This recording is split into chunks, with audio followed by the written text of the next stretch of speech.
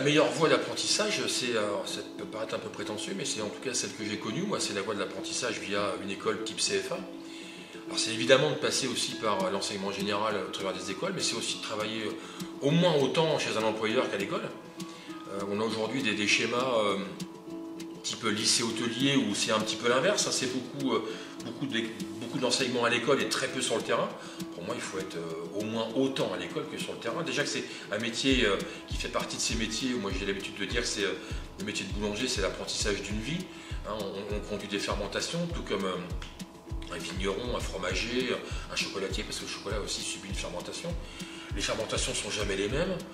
On se remet toujours en question, on panifie pas ou on vinifie pas toujours pareil.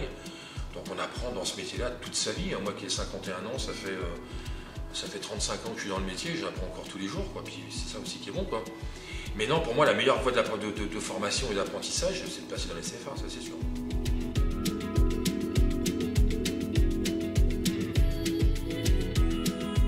En fait, dans le mot artisan, il y a le mot art. Et quand on fait de l'art, on fait toujours différent des autres. Et c'est ça, c'est le résultat du travail de la main.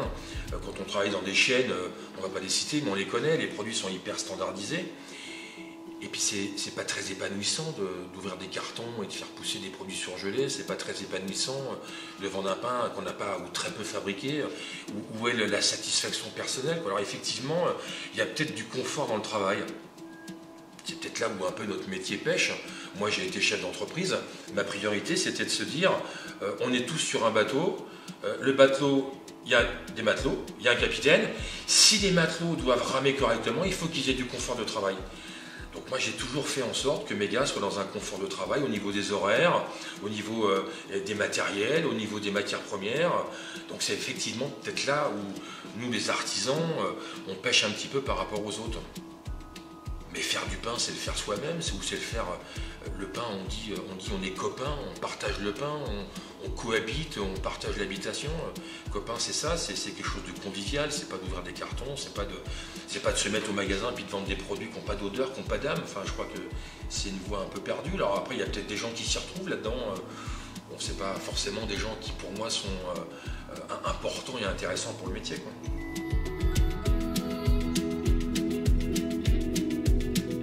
Alors je leur dis déjà qu'il faut que ce soit animé de la passion, il faut vraiment avoir envie, quoi. Il faut avoir envie de faire plaisir aux autres, il faut avoir envie de faire des choses qui sortent de l'ordinaire, il faut avoir envie et il faut être courageux. Et puis, alors c'est vrai que le schéma de l'apprentissage est toujours compliqué, que ce soit dans un métier comme la boulangerie ou dans la mécanique.